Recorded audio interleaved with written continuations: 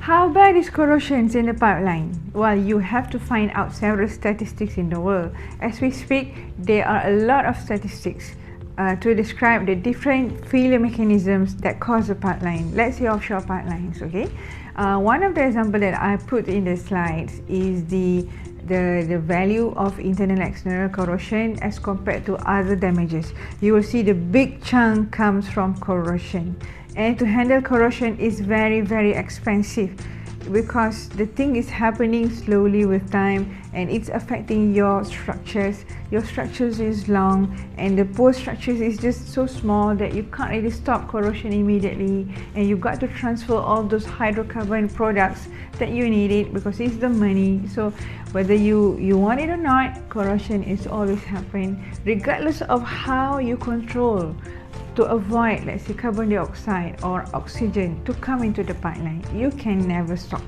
Okay, so you will have to adapt some of your basics in the previous courses on corrosion. You have seen the types of corrosion, for example, general corrosion, uniform corrosion, pitting corrosion, pinhole, and a few more.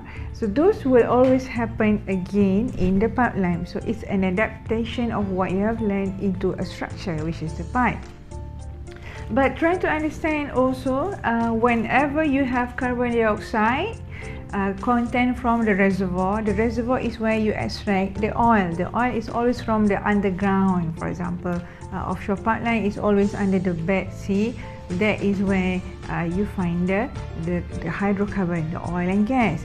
Should there be some corrosion in that reservoir, it will also come also into your pipe. So when CO2 comes in contact with ferrum is the material used for the pipeline. So ferrum carbonate will take place and that is corrosion. Okay, so that kind of corrosion caused by CO2 is called sweet corrosion. Well, you don't taste it. It's not that you taste it, it tastes sweet. Well, you got to see how they got the name, but that is sweet corrosion. Also in the reservoir, if you have hydrogen sulfide, we don't like it so much.